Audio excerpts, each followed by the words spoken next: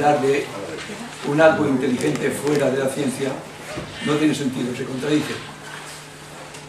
Pero es evidente también que afirmar que no hay finalidad es una afirmación de absolutez cuando la ciencia se somete a lo hecho hasta ahora, a lo experimentado. No sería, por tanto, lo más inteligente y coherente decir que, tal como están sucediendo las cosas, yo descubro, porque soy inteligente en una parte de este universo, que la naturaleza se comporta inteligentemente. A eso le llamamos finalidad. Hombre, la causa final es que algo sucede porque hay una causa eficiente que ejecuta un hecho. Nosotros como científicos, ustedes como científicos, cuando explico la causa, cuando encuentro la causa, explico el efecto. Ustedes están suponiendo el principio de causalidad, que desde luego es filosófico, más que científico, porque es universal. Porque si sucediera alguna vez que hubo un efecto sin causa, mi razón estaría loca, no habría razón, digamos. El principio de razón suficiente, por otra parte, dice que la naturaleza como tal se comporta inteligentemente, o tiene su razón de comportarse así, o no la tiene. Si no la tuviera, no sucedería ninguna. Quiero decir, ¿tiene que tener su razón suficiente ella para que funcione así? Sí, si no, no estaría siquiera, ni existiría. No dudamos a nadie ajeno a la naturaleza, porque eso sería una religión, etcétera, ¿de acuerdo? Pero sí vamos a razonar nosotros como inteligentes, no es que estamos dictándole a la naturaleza cómo tiene que comportarse, sino que descubrimos, porque somos inteligentes, cómo se está comportando ella. Ella es la que es inteligente. Eso es inteligente, eso es diseño inteligente. No, eso está aparte del diseño inteligente. La naturaleza como tal es, ella de por sí se comporta así. Decir que la selección natural es esa ley, eso es la gran intencionalidad de ese universo. No porque alguien la ha preconcebido antes, digo de antemano. No, porque hay que quitarlo, ya que no está en el plano de la ciencia. Pero ella como tal tiene su razón suficiente, si no, no estaría. Si dijéramos que sí, tiene que estar, a pesar de todo, de no ser inteligente, negaríamos el principio de razón suficiente. No tendríamos razón siquiera ni para hablar, ni para existir. Hablar también del azar, porque no decimos más bien, como científicos, que no conozco todas las razones, pero no que sucede por azar, es que no hay causa que lo produzca. Pregunto. ¿Quién ha dicho que ocurre por azar? ¿Perdón? ¿Quién ha dicho que ocurre por azar? Es que la evolución no ocurre al azar. No ocurre al azar. Ese es el kit, quizás, lo que hay que entender muy bien. Lo que sí ocurre al azar es la aparición de formas diferentes de variabilidad, de manera que algunas se van a comportar mejor que otras, se van a adaptar mejor a las condiciones ambientales y se van a extender, van a ser más frecuentes que otras. Y eso es que no tiene más remedio que ocurrir. No hay inteligencia ninguna, no hay un destino final al que llegar en la evolución. Es que ocurre porque no tiene más remedio que ocurrir. No hay intencionalidad. Más inteligente por nuestra parte y coherente decir que yo, como no controlo todas las razones que concurren en el hecho, lo que tengo es ignorancia. Eso pasa con todo conocimiento. Pero no porque la naturaleza funcione con azar. No, es que no decimos que ocurre al azar. Es que esa es el kit de la cuestión. Tú estás diciendo que nosotros decimos que ocurre al azar. Es una intencionalidad, es una consecuencia, excesivamente, es una consecuencia, y además es una consecuencia inevitable. Inevitable.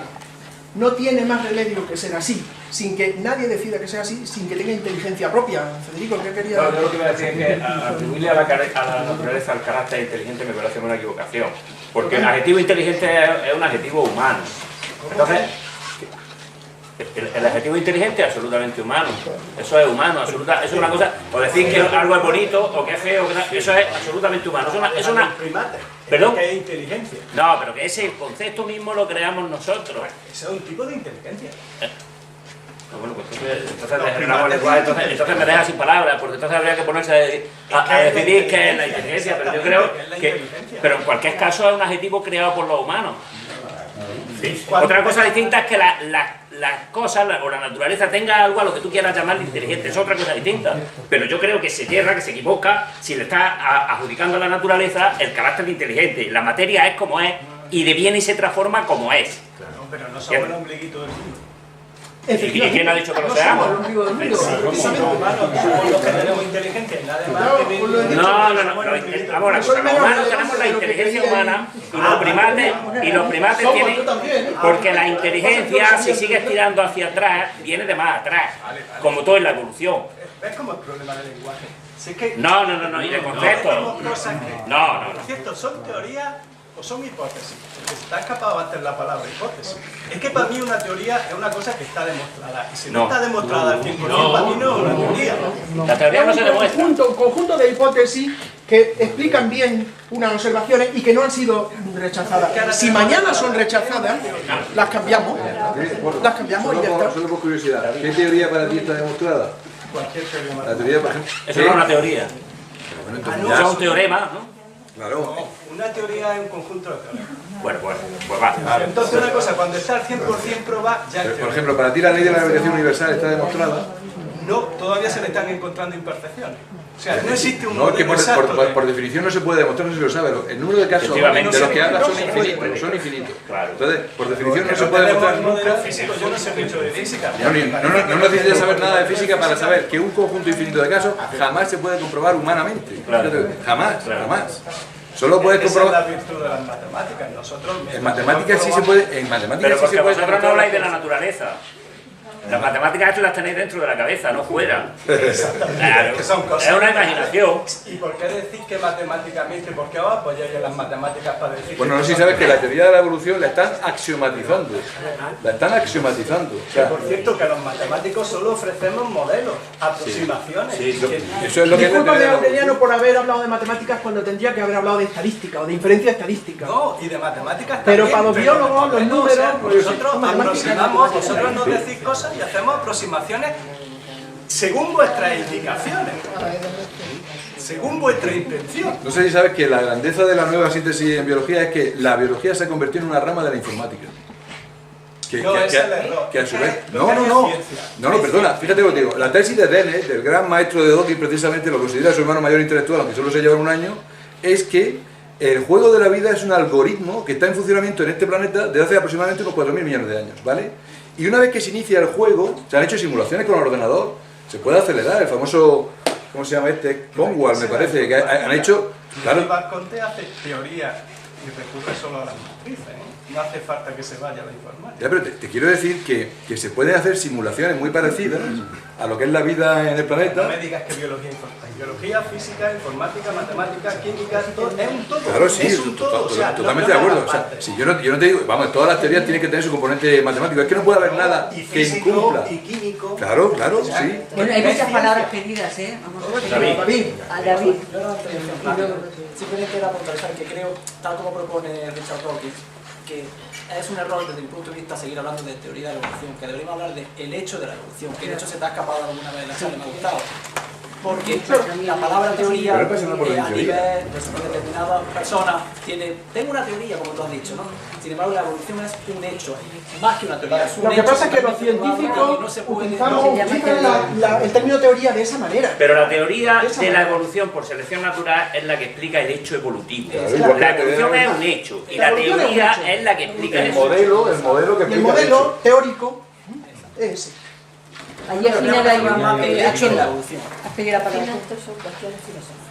Sí, me puede aclarar qué se entiende por azar, es decir, la ausencia de una necesidad causal, por ejemplo, eso en primer lugar. Y en segundo lugar, cuando hablamos de teoría científica, entiendo que hablamos de un corpus conceptual, formal y abstracto, no solamente conocimiento empírico, ¿no? Porque si no, no es el mismo conocimiento científico que conocimiento empírico.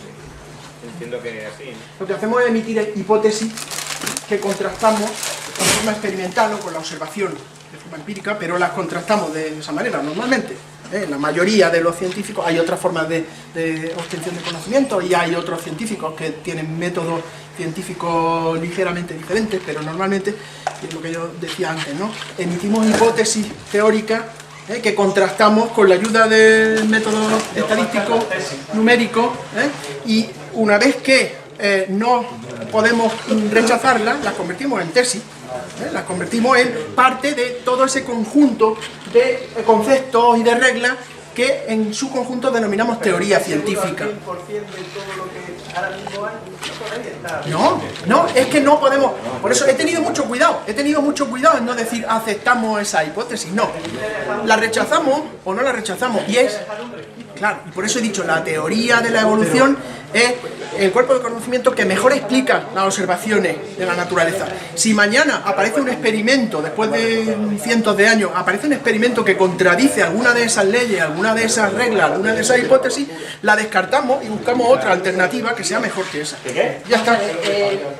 Y de la primera pregunta del azar, en el caso de cuando yo he mencionado el término azar, para explicar que por mutaciones aparecen pueden aparecer variabilidad, nuevas formas morfológicas, nuevas estructuras, etcétera. Ese azar se trata de errores a la hora de replicar el material hereditario, a la hora de replicar los cromosomas, de replicar el ADN. Las enzimas que lo hacen se equivocan poquillas veces, pero algunas veces se equivocan, y eso hace que los genes sean diferentes y que las estructuras puedan ser diferentes, y esa modificación pueda ser transmisible a la descendencia, es decir, heredable. ¿Te ha explicado de una forma necesaria según la ciencia que eso sea así? No te he entendido, entre que no te he oído y no te he entendido, sí, no. La ciencia necesariamente debe ser así, es decir, hay una conexión causalística, ¿no?, entre todo. Es que si la replicación fuera tan fiel que nunca se cometieran errores, no habría posibilidad de evolución. Pero esos errores tienen una explicación causal. Tiene una explicación de que las moléculas encargadas de hacer la replicación de ese material genético no lo hacen perfectamente siempre en todos los casos, sino que se equivocan algunas veces. Y seguramente en el transcurso de la evolución habrá surgido alguna que replicaba fielmente el material genético. Seguro. Y eso se Seguro. Y esa es peor que las que permiten... No, que ahí se poda esa rama claro, del árbol filogenótica. Eso no deja descendiente, porque no hay variabilidad, hay una perturbación medioambiental, ya no se selecciona y no pasa nada, ¿eh? Y no pasa nada. Como primates que somos, me ha llamado la atención los comentarios o opiniones contrarias sobre esa horrible manada que está ahora, afortunadamente, parece que en prisión. Me gustaría que se me aclarara este punto, que me queda un poco inacto. ¿Qué punto exactamente? Me ha parecido cuando el comportamiento de la manada, con estas chicas que violaron, que ha habido o he tenido yo un planteamiento moral por allí y un planteamiento científico por aquí. No sé si lo he entendido bien. Creo que han hablado de la manada de leones. Yo no soy consciente de esa... Estamos predispuestos a Yo lo he asociado a la manada. Yo no lo he oído.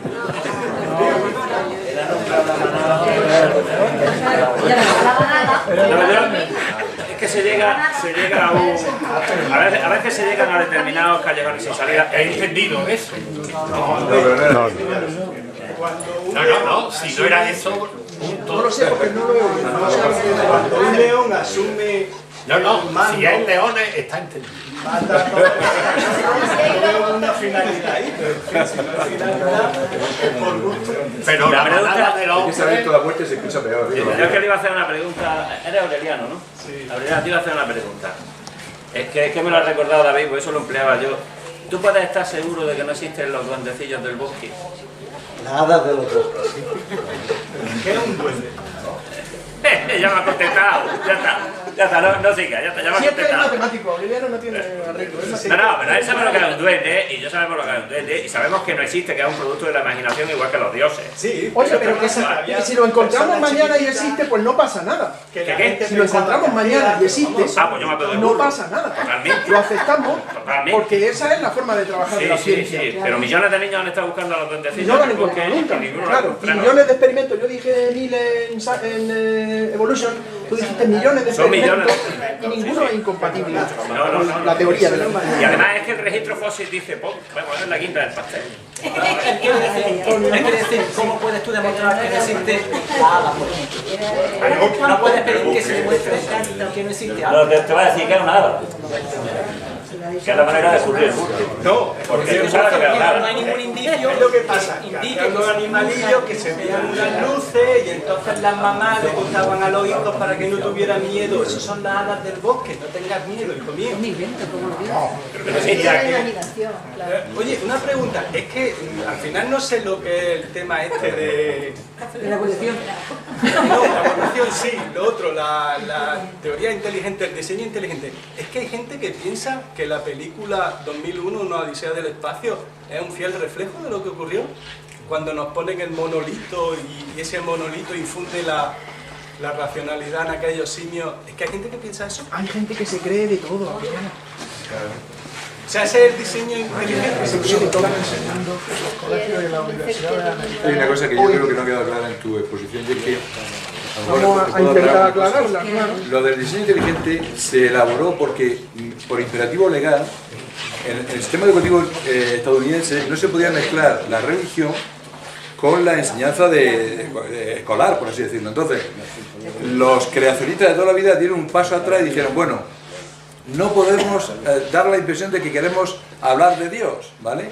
Y entonces se travistieron, llámalo como quieras, se disfrazaron en una teoría que es el creacionismo de toda la vida, pero sin que se mencione nunca la sílaba o el concepto Dios, así de claro.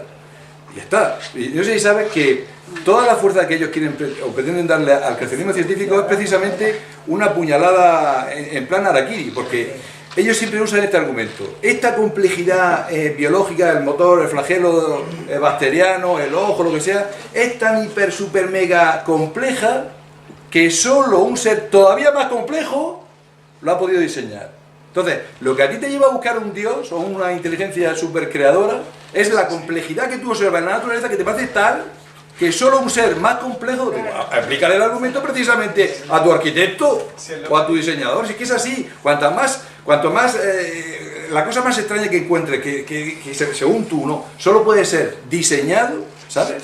Cuanto más complejo sea, más inverosímil es precisamente el arquitecto que lo ha diseñado. Ten en cuenta que esa gente solo... Mire, vamos a seguir, es que hay... Perdón. Fijaos, la evolución del creacionismo, cuando han ido perdiendo la teoría de la Tierra plana, la teoría del heliocentrismo, lo último es que han quitado la Biblia y han quitado a Dios. Por imperativo legal. Por imperativo legal, sí. Por imperativo legal, porque varios juicios, estos son 3 ejemplos en Estados Unidos, han llevado a la evolución a juicio y bueno, el primero de ellos está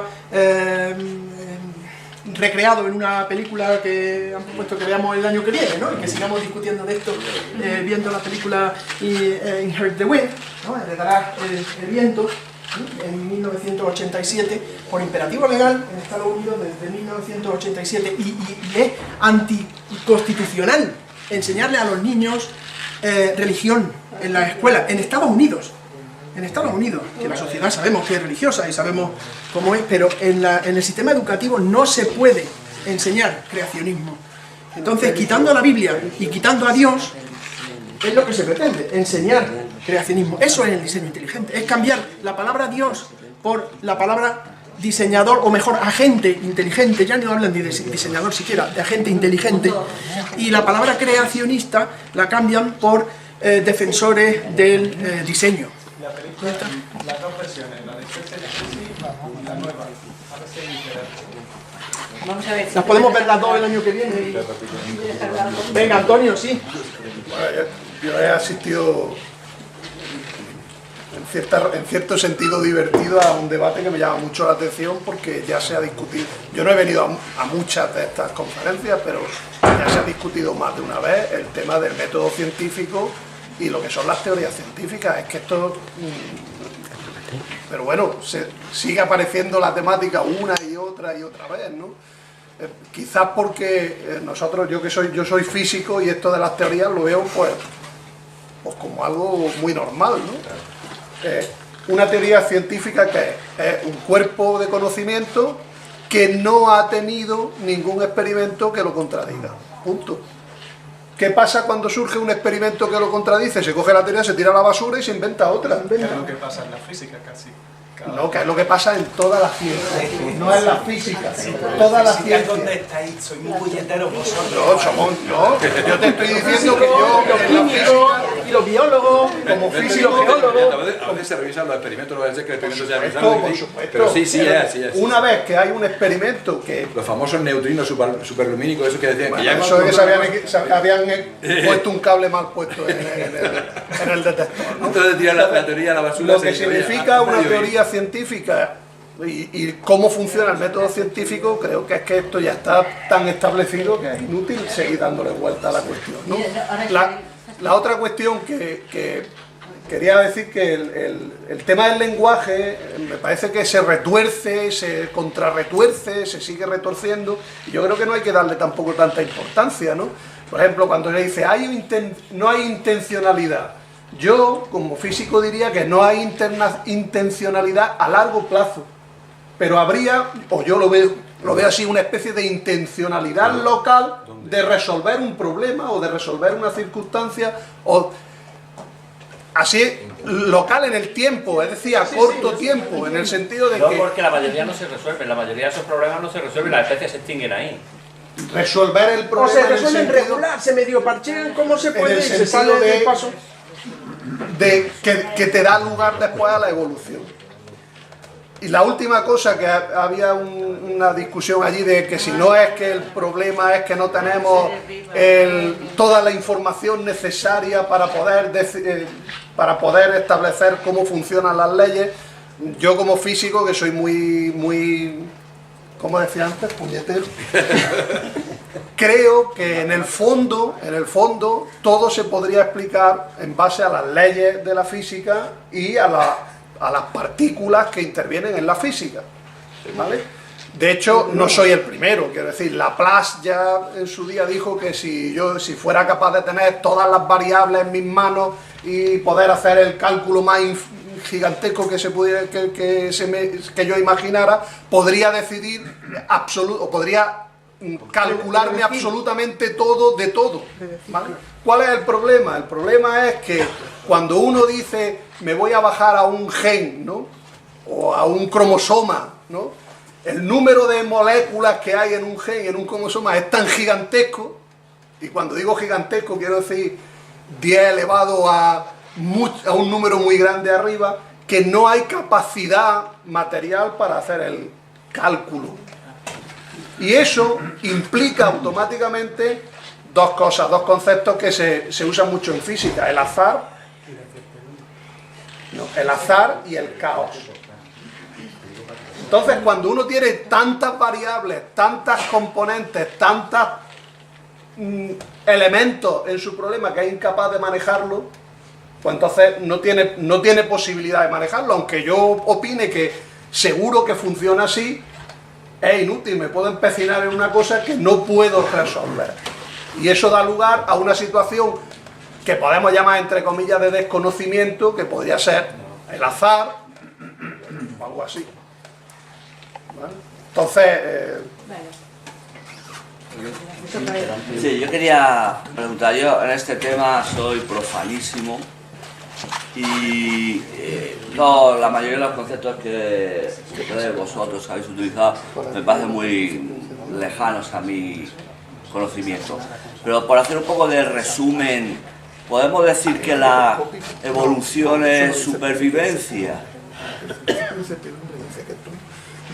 La evolución es cambio y el proceso como ocurre básicamente por supervivencia de las mejores estructuras, de los mejores organismos, de los mejores individuos, de los que mejor responden a las condiciones en esas circunstancias concretas, en esos asuntos locales, como decía Antonio, me parece también. ¿De acuerdo? Entonces sí, bueno, creo que Darwin no lo dijo, pero se ha puesto en su boca, ¿no? Que es la lucha por la supervivencia, o la lucha del más fuerte, la supervivencia del más fuerte, en definitiva, ese sería el motor, eso es lo que mueve. Por eso decía yo antes que es que no tiene más remedio que ocurrir, sin que haya intencionalidad ninguna. Si un organismo se comporta mejor en las condiciones ambientales en las que está que otro, ¿Eso en qué va a resultar? Va a resultar en que va a tener más descendientes. Y si sus descendientes heredan la información genética que él tiene, que le confiere esas características, la va a transmitir, a su vez, a las siguientes generaciones. Otras formas pueden desaparecer, ser menos frecuentes. En definitiva, es esa supervivencia. ¿No? Que no se para, siempre va... Que se para, ni se ha parado, ni se va a parar. Claro, ni se va a parar. Aquí el fondo. El determinismo de Laplace, o el determinismo más duro, entiendo yo, no niega la emergencia, es decir, no niega saltos cualitativos, simplemente no sé, habla de cambios cuantitativos, ¿no? Pienso yo. ¿Es así? Hay cambios cuantitativos en la información genética, en la estructura biológica, y eso es capaz de explicar lo que parecen saltos cualitativos cuando comparamos especies diferentes y cuando vemos diferentes registros, diferentes individuos o especies en el registro fósil. No sé si es a eso a lo que te refieres, no te entiendo muy bien. A esa continuidad o esa discontinuidad. No se ha hablado mucho de la emergencia, ¿no? Entonces, yo, por ejemplo, cuando ha visto al principio que si comparamos un fósil ancestral con, no sé, con un fósil de más actualidad, no, la evolución no es gradual, ¿no? Digamos, y digo yo no he dicho eso.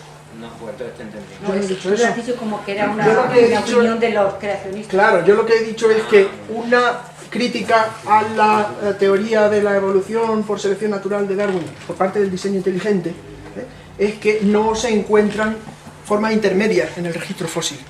Es decir, que las especies aparecen y desaparecen de forma puntual, digamos, ¿de acuerdo? Emergen.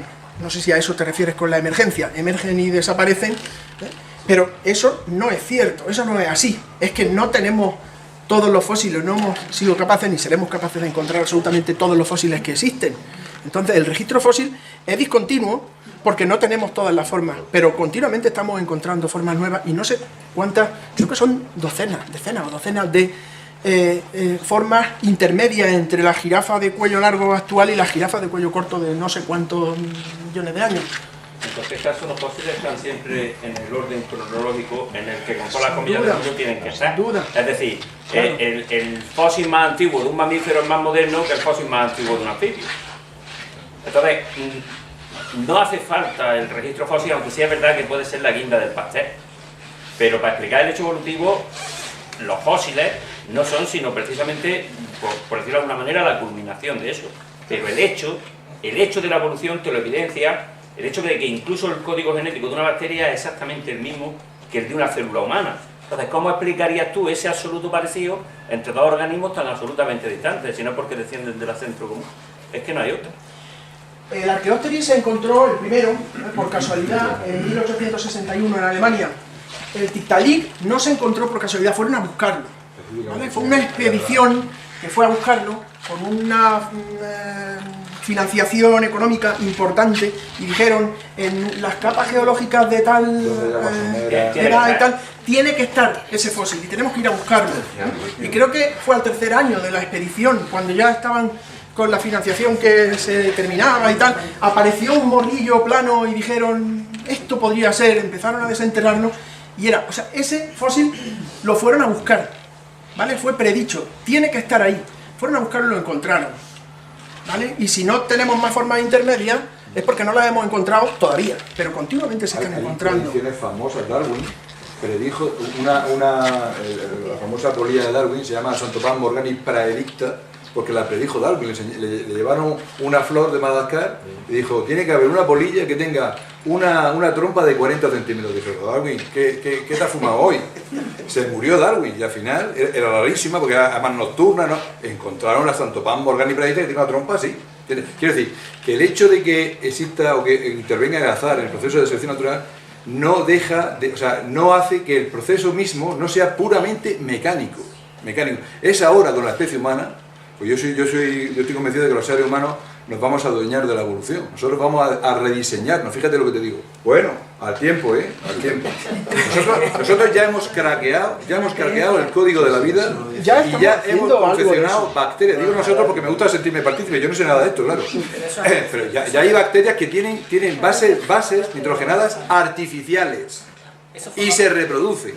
Vale, pues bueno, y yo estoy convencido, lo digo aquí como gran primicia mundial, yo creo que estoy convencido que antes de 100 años habremos resuelto el problema del envejecimiento, que es que a mí me tiene fastidiado, porque yo no me quiero morir. Me has respondido antes de que pregunte, porque mi pregunta... Los más optimistas hablan de 2045, yo para 2045 no, pero conozco precisamente a uno que se gana la vida, se llama Cordeiro, lo habéis visto en el programa de Iñaki Gabilondo, ¿vale? Porque ahora mucha gente le ha dicho que es un charlatán. Trabaja, por cierto, para la Singularity University y él habla de que en el año 2045 se habrá alcanzado el proceso, o sea, el conocimiento tal, suficiente para revertir, que a mí lo que me pone de verdad todo esto, revertir el envejecimiento. En ratones, la María Blasco ya ha conseguido duplicar la vida de los ratones. Bueno, yo si me dan 150 años más con este aspecto tan lozano que tengo, vamos, digo que a manos que nos lo den dentro de 25 años y estemos ya tan fastidiados que para qué nos queremos eso. Y Donald Trump antes que yo. Eso sí que me jode. Mi pregunta es peligroso. Mira, yo creo que me has contestado antes de que preguntes. Y sin cobrar. Y sin cobrar. La pregunta es la siguiente. El ser humano, con la inteligencia humana, ¿sería capaz con sus conocimientos científicos, con la ingeniería genética que ahora mismo se está desarrollando y de la cual yo no entiendo nada, podría cambiar su propia evolución? Es decir, podría trastornar, evitar o desviar esas mutaciones genéticas. Lo estamos haciendo ya. Estamos desarrollando. Hemos desarrollado y modificamos nuestro medio ambiente y desarrollamos medicamentos que hacen que mutaciones que harían que un individuo fuera inviable, que muriera o que no tuviera descendencia. Pero un simple medicamento puede hacer que un individuo que tenga una enfermedad que no le permitiría tener descendencia, la tenga y llegue a la vida adulta y tenga una vida perfectamente plena, normal y sea capaz de reproducirse. Y estamos contrarrestando el efecto de la selección natural. Nosotros hemos llegado a un nivel en el que somos capaces de modificar nuestro medio ambiente, pero la selección natural sigue actuando. Nosotros la contrarrestamos, por supuesto. Cuando me afeito, escucho la radio toda la mañana, me evidencia que existe la selección natural, porque hay un chorro de clínicas de reproducción asistida, y eso es porque hay gente que o no puede directamente o tiene muchas dificultades para hacerlo, y eso es selección natural, porque luego hay niñas con 15 años que por coito único se quedan embarazadas. Fíjate la reproducción diferencial, y luego te vas a un pabellón de estos de oncología pediátrica y ahí está el fantasma de Darwin, está actuando ahí. Niños que tienen muy difícil llegar a la edad reproductiva y dejar descendientes. O sea, sigue actuando, pero sí o sí. Pero somos capaces de modificar esas condiciones y la contrarrestamos en algunos casos y cada vez más. Hace 100 años no saldría nada. Ni hace 100 días en la África profunda o en la India profunda o en la China profunda. Y a un miope entonces se lo comía un león y ya está, y no pasaba nada. Y hay un miope que se come su gafa o su lentilla. Luego, el primate hombre inteligente puede desarrollar el diseño inteligente. Luego, todo lo que hemos dicho... Pero es por la evolución del hombre. Ese es el título de Yuval Noah Harari, el Homo Deus. La segunda parte del Sapiens, me gusta más el Sapiens, mucho más. ¿Qué quieres visto? Pues quería hacer la primera punto de cierre, me han salido dos. Una, bueno, yo quería preguntarte, yo sé responder poco, si un castor no tuviese la capacidad inteligente de desarrollar una presa, ¿tendría éxito? El castor no es consciente de lo que hace. Totalmente. Bueno, no puede, no sabe. Si no, ya habría descubierto los aliviaderos, la energía potencial. El castor que era capaz de hacer presas tenía menos ventaja evolutiva que el castor que fue capaz de hacer presas. Actúa mecánica. Y el castor que sea capaz de hacer presas de forma más eficiente tendrá una ventaja. No puede. Yo lo que quería comentar es simplemente que el hecho, quizá habría que hablar más de presiones selectivas.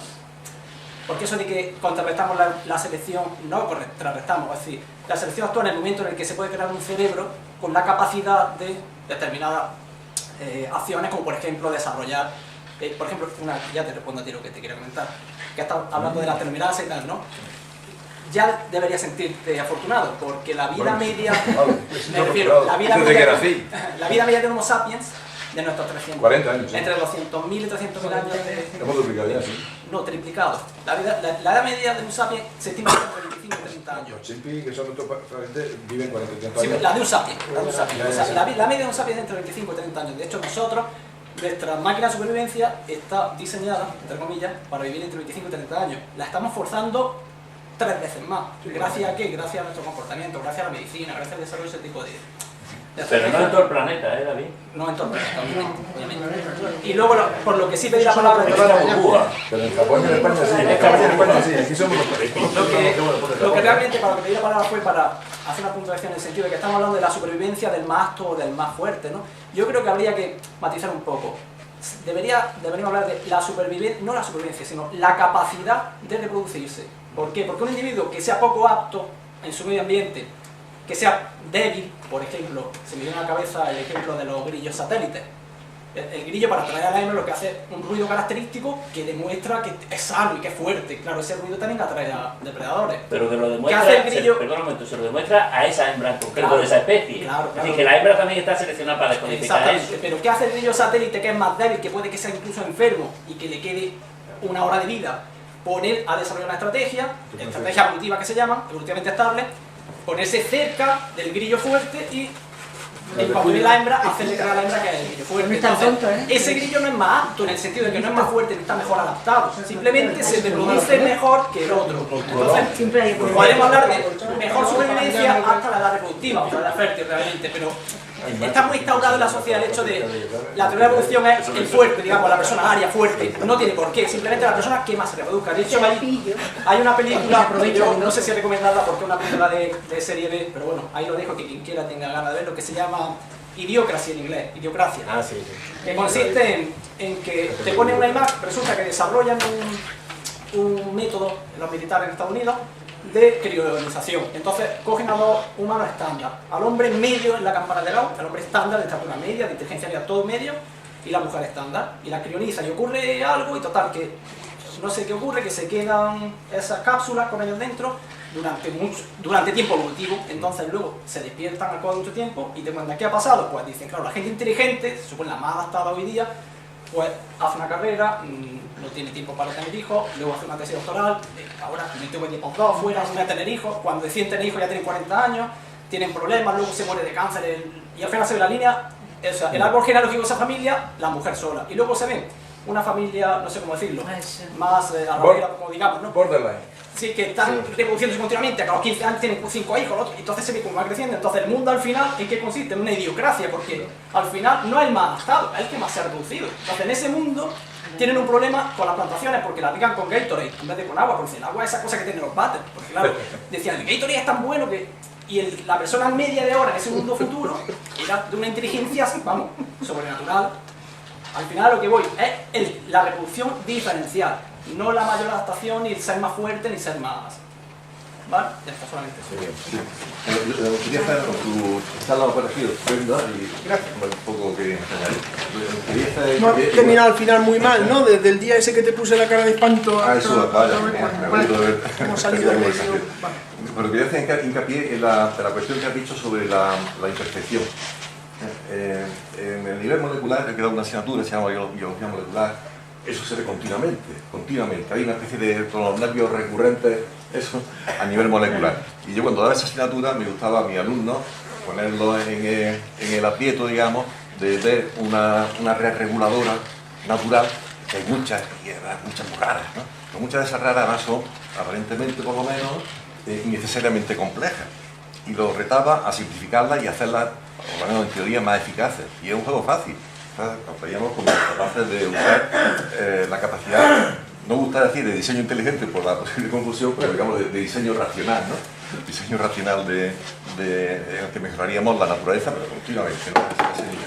Y además ese nivel también molecular es muy llamativo que las proteínas con las que funcionamos, se llama las enzimas, las que catalizan las reacciones, el metabolismo y todo esto, pues esas proteínas son intrínsecamente todas imperfectas, en el sentido de que cada una de esas proteínas cataliza una cierta reacción y se ha seleccionado para eso, pero no hay manera de que sean perfectas, o sea, siempre cataliza una reacción principal, la que sea, una reacción, y sin querer, digamos, entre comillas, o sea, que no se puede evitar, catalizan otras cosas, con mucha menos eficiencia.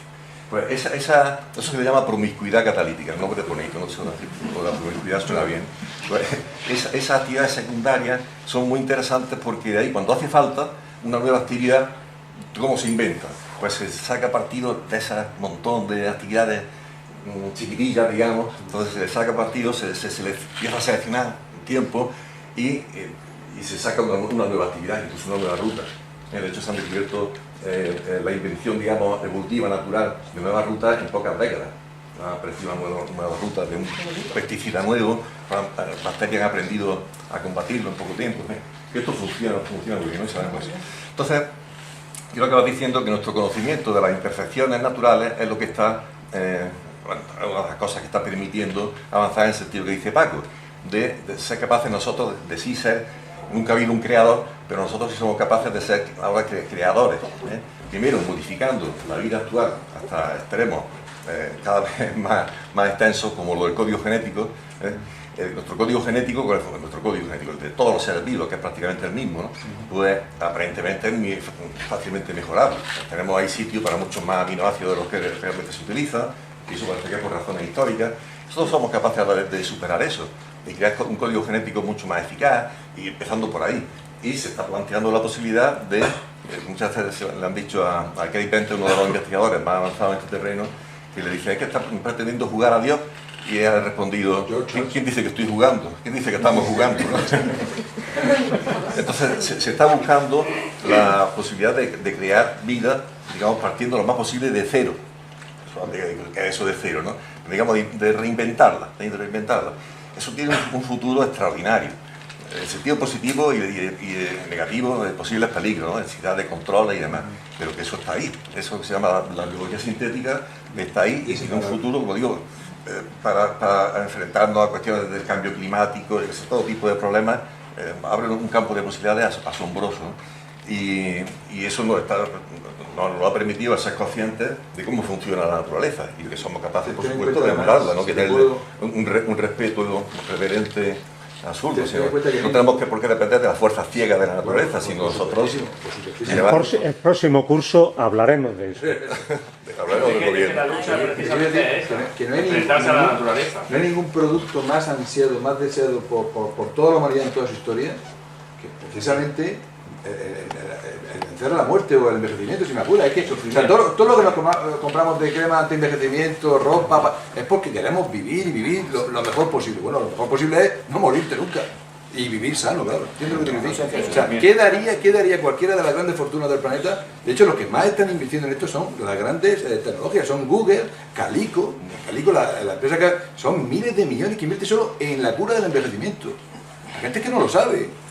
Y están empeñados en no morirse. Y por supuesto, lo primero que van a pillar eso, para mi cabreo, va a ser gente que tiene muchísimos millones. Pero lo van a pillar. Es ahora tenemos que irnos. Venga, realmente deciros que el próximo mes, el primer jueves del próximo mes, se va a hablar de la eutanasia.